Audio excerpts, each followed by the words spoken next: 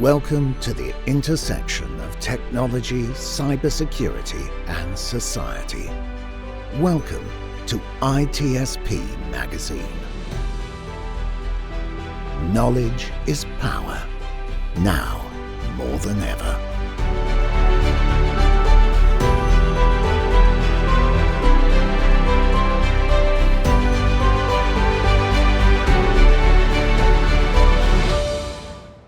Hello, everybody. This is Marco Ciappelli. You are on the Audio Signal podcast, one of my two ventures on ITSP Magazine Podcast Network. And on this one, I try not to talk too much about technology, artificial intelligence, and all those funny things and how they relate with society. But it's going to be hard. It's always hard not to talk about that, especially because now artificial intelligence, generative AI has become part of the storytelling. We've seen it in the news. People are worried about it, and people are taking advantage of it. So we'll see where our conversation brings us today. But I'm excited because I have a fellow podcaster with me, Dr. Rebecca Wynn. If you're watching the video, she's right there. And if you're listening, you're going to hear her voice in a second.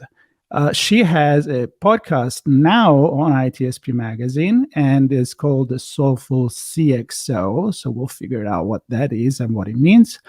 And I'm excited because she actually is not a beginner at all. She's experienced, and she's definitely a storyteller, because you need to do that in your business, no matter what that is. We all made a story. So we're going to listen to Rebecca's story, and we're going to start right now. Rebecca, welcome to the show. Thank you so much, Marco. It's great to be on your show and to be here with your audience. As you said, I'm Dr. Rebecca Wynn. I am a chief cybersecurity strategist, CISO award-winning. You can go ahead and check me out on LinkedIn to go ahead and learn more about that. But as we're here today, I have the Soulful CXO podcast, which I'm really excited to talk to you today about. And we are excited to hear. So we need to start by thinking that our audience on this show may not be the audience that I have on society and technology, Redefining society or other cybersecurity. So many people may actually even ask themselves, what does CXO mean? So maybe we can start with that. What is a CXO? So CXO, the X can be as an E for a CEO, so Chief Executive Officer, which each of us is a chief executive officer of our own life. But in technology, it might be a chief information security officer, so CISO. It might be chief information officer, so CIO, chief financial officer, chief FO. But remember, we're all the CEO of our life. So really the Soulful CEO is about all of us, the heart and soul of each and every one of us. Yeah, and we are full of acronyms too in our life, especially in our field of technology.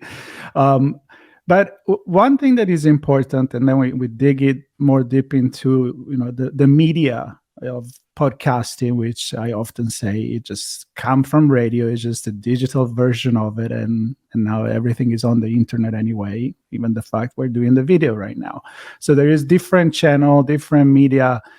But before we get to that, the reason why I'm very fascinated about your show and excited to have it on ITSP Magazine as well is the fact that, and we have seen this in the past few years, going from cybersecurity being a technology-only IT field where everything is made with technology, resolved by technology, to actually understanding that there is a human element. And as the human element, you tell beautiful stories and you try to bring that humanity out of technology. So tell me about that and how your career brought you to think this way, your experience.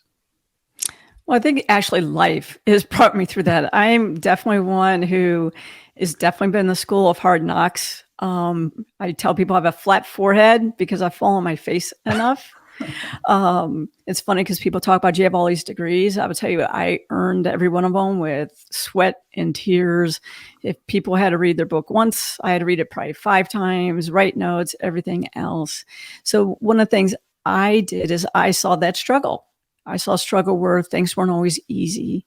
I also saw in my life where there was a lot of things that I was good at But what do I want to actually do for a career? I have a lot of different loves, a lot of different things. And what I mean by loves is, I would say, natural passions. Animals is a natural passions. I professionally play trombone here in the Valley. That's a natural passion of mine. I've always been on STEM.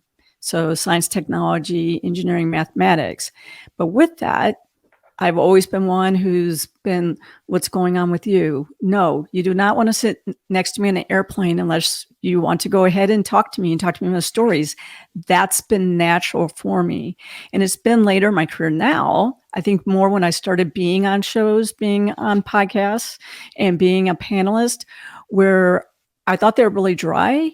And I remember in the audience, they were really dry, but I like to hear about your struggles, because that's what resonated with me, knowing that I wasn't alone in the world. So that's what started me out on looking about how can I make a bigger impact to show people you're not alone in the world. It's going to be okay. And if I can do it and make it to the other side, you can too. So that's what led me to be actually doing Soulful CXO, where, as you said, my guests are only guests who are willing to talk about the good, the bad, and the ugly, and that it's going to be okay because I made it. And here's the lessons I learned.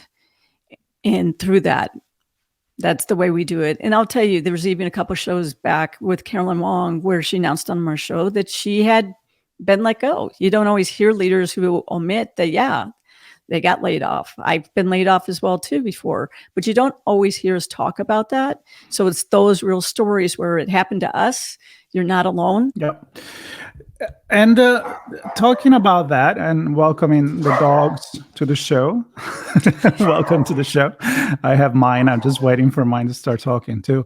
The importance of being open and transparent. And it's something that our society is not being keen to allow, right? And in a way, is still not doing it. When I look at social media and how everything is constructed there, living the perfect life, like the glossy magazine, the model and the location. And now it's everybody can make that with AI again. But then I also know for a fact that you said that everybody's battling something, right? So we try to put our best picture there. And before, we just couldn't put the truth out there.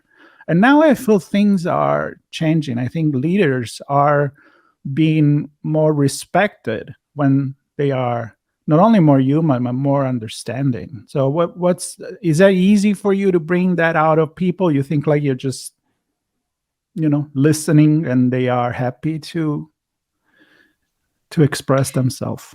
Yeah, it is pretty amazing when I sit down and talk to people. They're like, I just feel like it's a safe space for me to talk to you. I actually had a person say this in print, says you're the Oprah Winfrey of cybersecurity. And when I speak on stage, they always call me the Melissa McCarthy of cybersecurity, because when I speak on stage and doing public speaking and keynote, I tell funny stories, and a lot of times they're by myself. And I think if you can laugh at yourself, it helps. But you're right. When I have people on my show, they just feel open, warm. They feel like it's a safe space to go ahead and be able to share those. And I think a lot of people wanted to have a safe place to say those, and now they can. And I'm just glad that they say along those lines versus like the Barbara Walters. I don't want anybody to have to cry at my show, but I want people to feel free to be able to tell their story in a safe place and know that the audience is an audience that's going to receive that well and use it as encouragement to go ahead and move forward. Because like you said, we're dealing with a lot of stress, a lot of strife, and it's a great time and environment right now because being able to talk about issues and struggles is okay. And yes, welcome to the world to Giannis, who's now protecting me from the outside bad forces. Which is probably a postman or something like that. Yes, it's about time.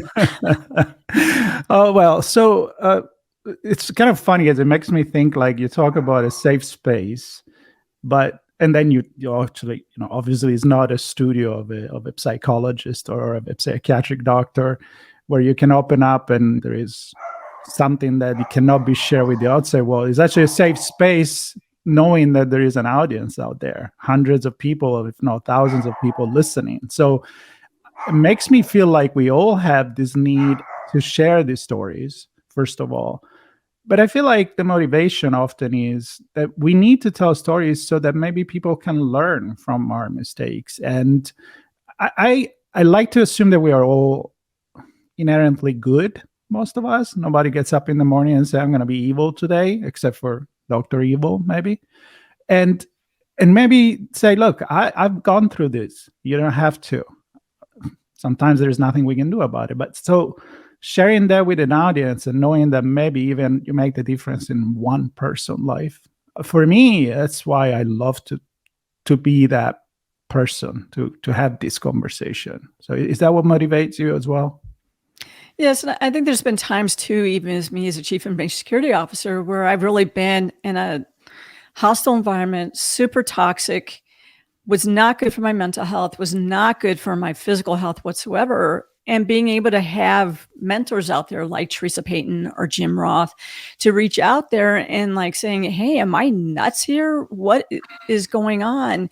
And being able to walk through that and being able to hear them say, you know, sometimes it's okay to walk away. Your health and well-being is so much more than that. And then I was thinking, I'm having those one-on-one conversations, but I can have a global impact. And how I view the world, if you can go ahead and have a positive impact on a life, that's not just that life. That is a ripple effect around the world because you're able to positively impact them. And it's a generational impact, which is important to me. And I'll just do this briefly. I literally went ahead and I was in grad school. And this is probably what led me down this path even more, even though it was already that way. I've always been a studier. Like I said, I've had to study very hard, pay for my college. So I wanted to go ahead and make sure I got the dollars worth. I saw a person on the bus stop and I walked past, and in my heart, I knew something was wrong. And I went ahead and I said, I went ahead and I talked to her for an hour and a half, walked her then to the health center. And then it was about a year and a half that I ran into her. And she goes, do you have a moment to talk? And I said, sure. I was late to class, but I'm always going to have that moment to talk. I knew she needed to talk.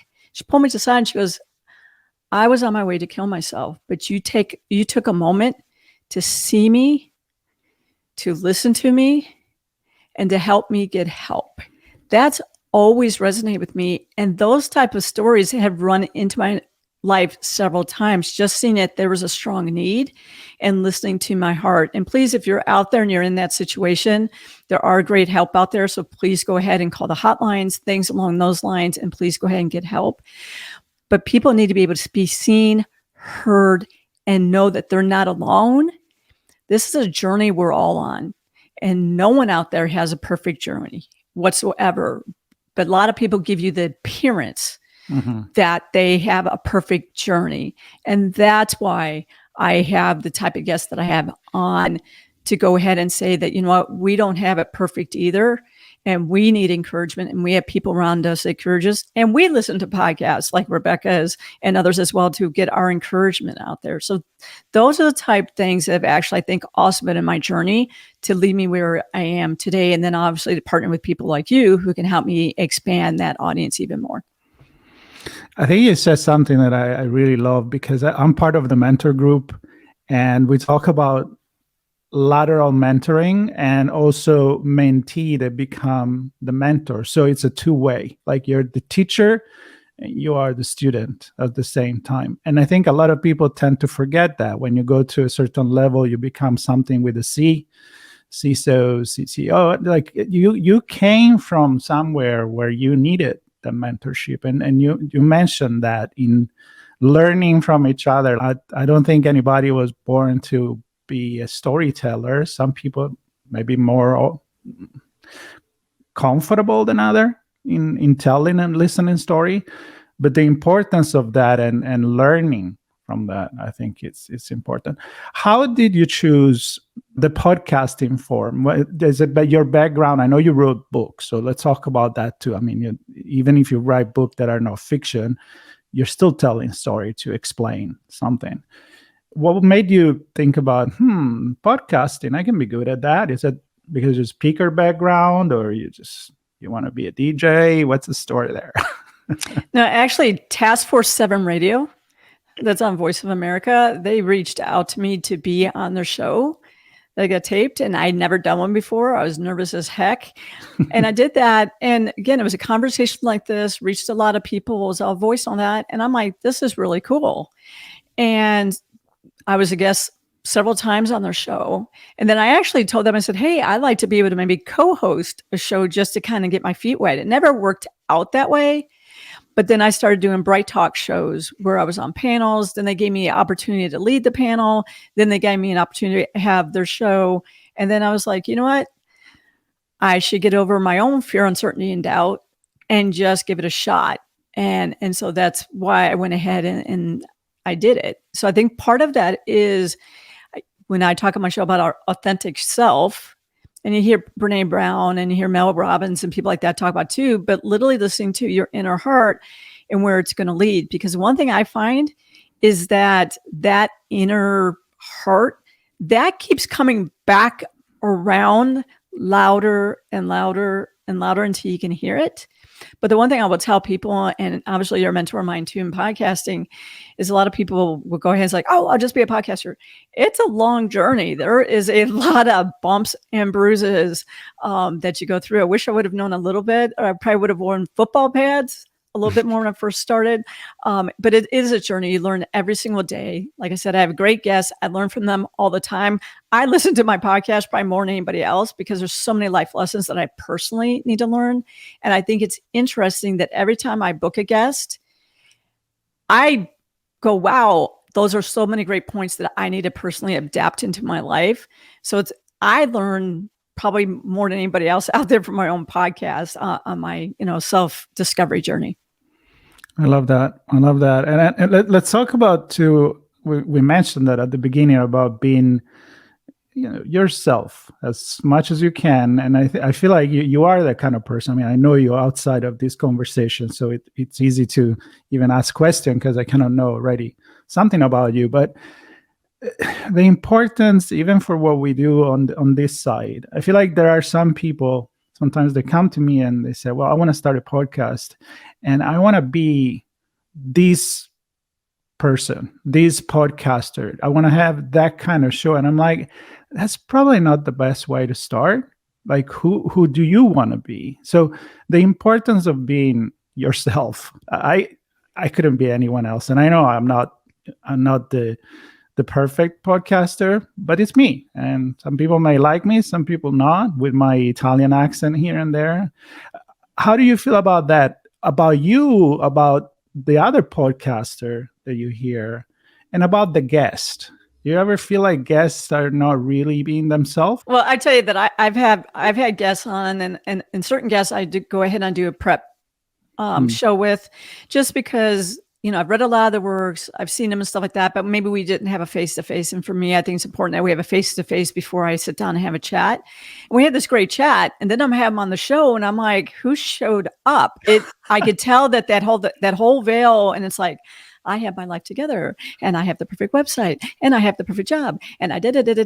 And it takes me, the shows are a little longer. I've had to cut them a little bit, where I'm like, I have to break through that. And then I've also had the ones where like, oh my God, I'm almost falling asleep on this show.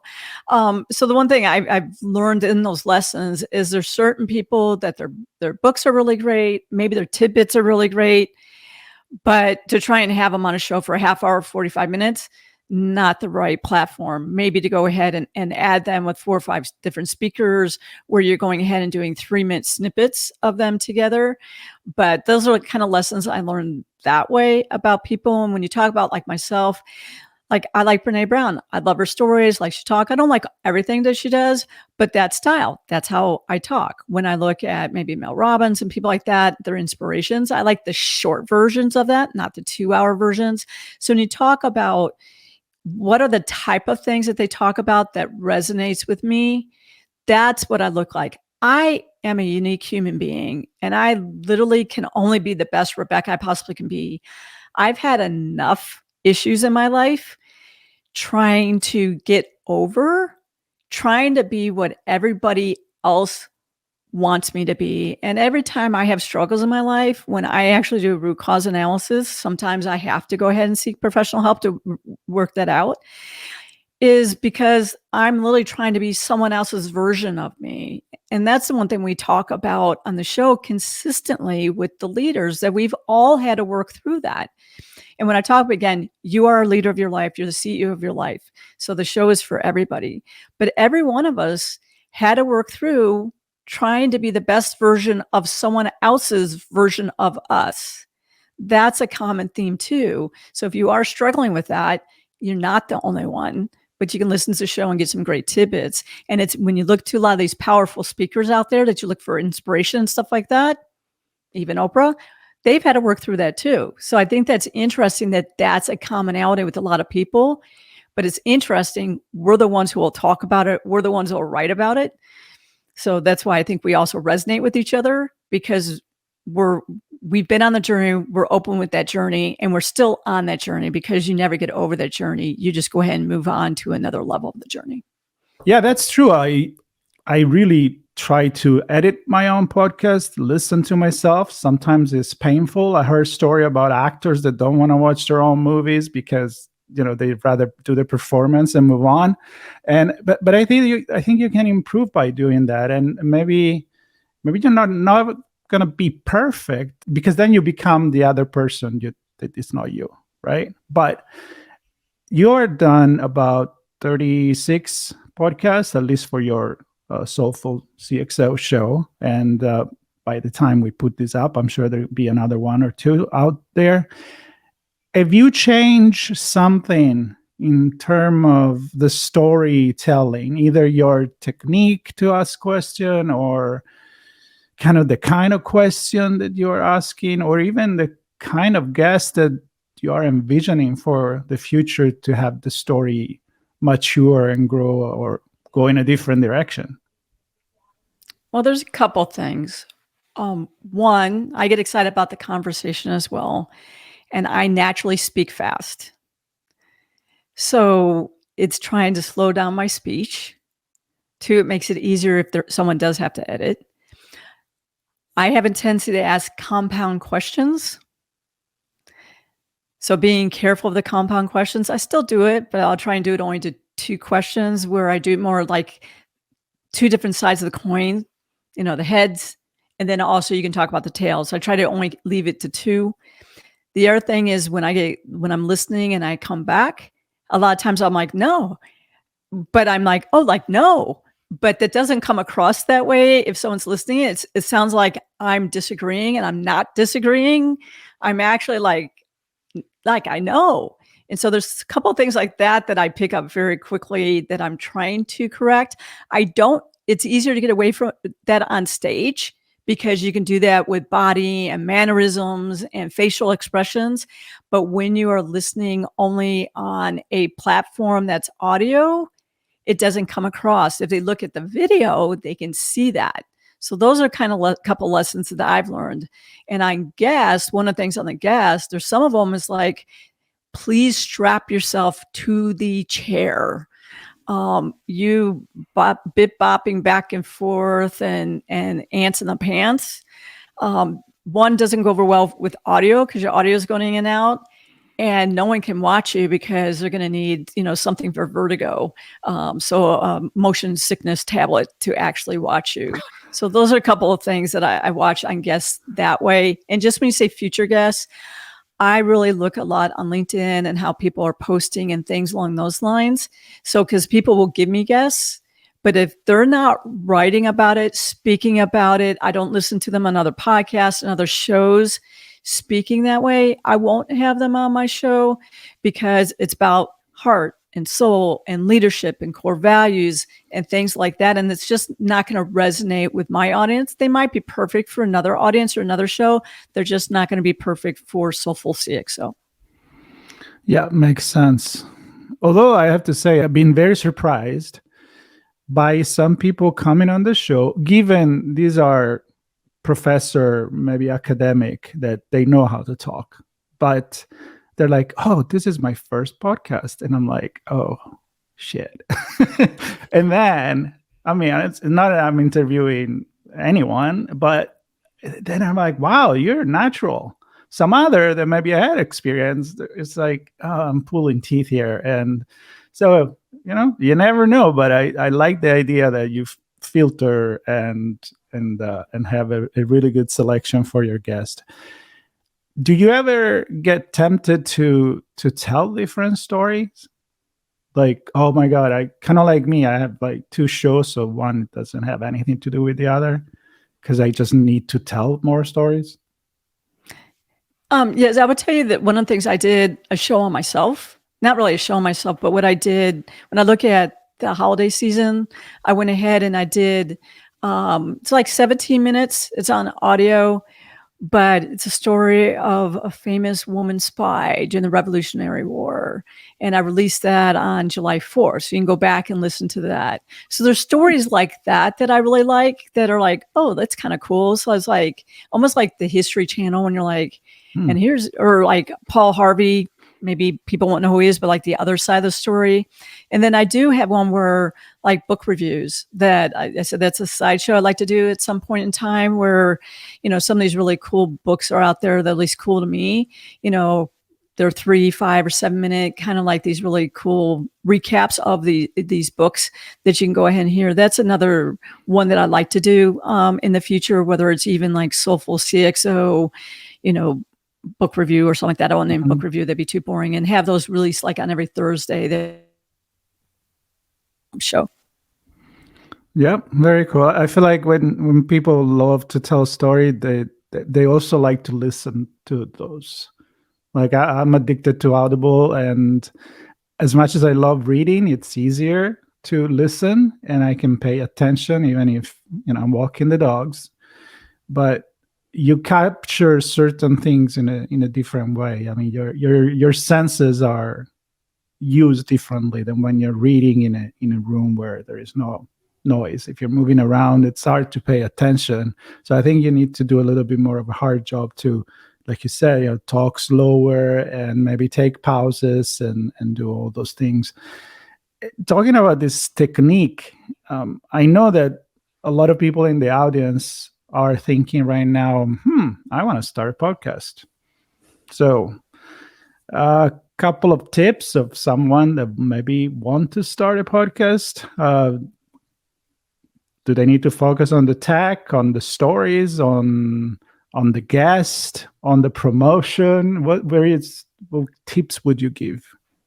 I would say really start on the why. Why do you really want to do a podcast? Because it's not easy. I probably spend 15, 16 hours easily a week when I go ahead and I'm doing a show, and that's just looking about guests and like you said, going ahead and getting letters out to people and things along all those communications. Then to go ahead and prepare the show is a couple hours. This is separate. Then to have the guests on the show and cut it and all that kind of stuff. And so usually end to end, most of my shows probably now will take about 6 hours. It probably took longer, but a good 6 hours. And then obviously you guys come over top. So there's a lot of time, sweat, and tears in it. And I don't get paid. If there's a sponsor out there, please go ahead and reach out to us. I'd love to have a sponsor and have ads. We're here. So that's the thing is really what is the why. I think at sometimes people are like, oh, you have a podcast. I have a podcast. It's so great. All that other kind of stuff. It is great because I like to meet people and I like to have stories, but it's 100% out of my pocket. And it's 100%, time sensitive along those lines for time along those lines. So really ask the why. Is it rather that you like to be on a podcast, you like to be on a panelist, you like to speak in a group before you jump into this? And I was a speaker for years. I did Toastmaster, double Toastmaster. That's how I started out getting in speaking. Then I was able to go ahead and be a panelist. Then I went ahead and then I started being a keynote, which is a whole different realm together. And it had been on my heart for years to at least co-host podcasts. It's when I got an opportunity to co-host a couple shows on Bright Talk and things along those lines. Then I got to go ahead and host panels on Bright Talk. Then I wanted to take the leap and at least can I do a series? And I did meet with a company to be able to do a series during COVID. COVID ended, so that series did not go live. But that at least got my feet wet into going through that journey. So it was a long journey. It wasn't like I'm just going to do a podcast overnight and not go through that pathway. But that's one thing too, really, what is it that you want to accomplish? Why do you want to accomplish? And who do you want to reach? Because I would tell you, it can be disheartening. I've had conversations with you. It's hard to build up an audience. No one's going to be Joe Rogan overnight. I don't know if I want to be Joe Rogan. That has its own problems that way. I'm just saying, if you have 2 million followers, there's a lot of time, effort. There's a lot of things in there. Trying to figure out social media that changes every other second. If you have the secret sauce out there, please reach out to me and Marco, because we'd love to hear it. But that changes all the time. Audiences are with you sometimes, not with you sometimes. But if you have it, like for me, my heart is, if there's one life out there that I can make a positive ripple effect and make their life better today, make the people's life around them better because it made them better, and has that positive generational ripple effect. I might never know that. Actually, I've had 4 people reach out to me personally. I've been one of the lucky ones who've told me how that's positively impacted them and their life and their career and their family. I've been very fortunate that way. That's the bigger piece for me. And that's why I do my show every single week. It takes a lot of effort, but I don't want to miss anybody. And that's why my commitment has been every week. But I ask for the why first. I think that is the critical. That's me. I would start out with the why. The rest of it will come, but ask yourself why. Yeah, I guess you can always Google what kind of mic you need and what kind of web hosting podcast platform you want to use. But yeah, I agree. If you don't have the why, it's too much of a commitment. It's like writing a book. And I'm not just saying podcasting is hard. I think every storytelling is hard. If you include that, as I like to include in my show, anything. Tomorrow I'm going to have a singer-songwriter because they tell story with songs and music, and you play the trombone, so you know music. That's a story as well. Concerto, before the radio, the TV, and everything else, music was even more important than probably what it is nowadays. And it's a story, and it takes time. That's the thing. It's like, sounds like your conversation with me last week. Exactly. It takes time. And I know many people that decide, I don't have time. It's much easier to be a guest. I'm not saying it's easy. You need to be really a good guest as well. You're telling stories as well. Actually, you're telling more a story yourself than on the other side. We've got to be good listener and good in interacting with the story. But, you show up. The mic works, the mic doesn't work, maybe yes, no, and you're done. When you're doing the podcast, there is so much work behind it. And I am so glad that you put the why in front of everything, because that's the why goes in front of everything on anything you do in life. I mean, you want to be a good tennis player? Well, you better have a good why, because there's going to be a lot of training playing golf, unless you just want to go and hit a couple of balls, if you can hit the balls anyway. Let's finish with a reason why people should listen to your show, your why, again, although I think you've said plenty.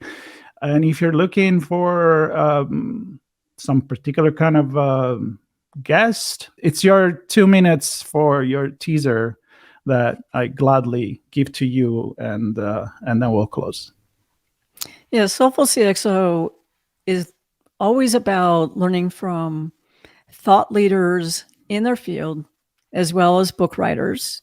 And it might even be people who are in HR, might be people who are about branding. It might be people who are like Teresa Payton, the first female White House CIO. You got to listen to that story. It's pretty amazing. She almost didn't take that call because she thought she was being fished. I won't tell you more. That's your teaser. But their leadership, how do they learn how to lead? How do they learn how to get over imposter syndrome? How to go ahead and what core values? What about their health, resiliency? How does that affect their family? How do they make career choices? How do they make life choices? That's what the show is all about. So you don't have to be a technologist. You don't have to be in business. You don't have to be in finance. You can have your own business. You can be a stay-at-home mom, a stay-at-home dad. You can be retired.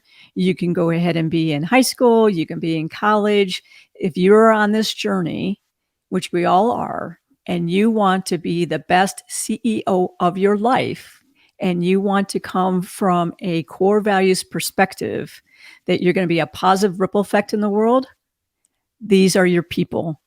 And I am your person through the Soulful CXO. And that's how you do it. That was speaker keynote quality. You can tell that you have that experience. You took those minutes and you made it count. And I hope truly that you that are listening or watching on YouTube enjoyed this conversation. Maybe you took something positive out of it. Maybe you don't agree with everything, but that's not my goal. My goal is to inspire with my guest, and I think we are on the same wavelength right here with Rebecca. And if you got more question than answer before we start it, that's a good thing. I love when people ask questions to themselves and to others, and it's a way to get better in life, or at least try. So if you enjoyed this, subscribe to Audio Signal Podcast. Check out, of course, Rebecca's show, the Soulful CXO, on ITSP Magazine. There'll be notes to connect with Rebecca, to the show, to the social media, because she has quite a large amount of followers, and there is clearly a reason for that. So you should follow too. That's it, Rebecca. Thank you so much. We're going to say Thank goodbye. you so much. It was a pleasure to be here. All right. Bye, everybody. Stay tuned for the next story on Audio Signal Podcast. Take care. We hope you enjoyed this conversation. If you learned something new and this story made you think, then share ITSP Magazine with your friends, family, and colleagues. If you represent a company and wish to associate your brand with our conversations, sponsor one or more of our columns. We hope you will come back for more stories and follow us on our journey. You can always find us at the intersection of technology, cybersecurity, and society.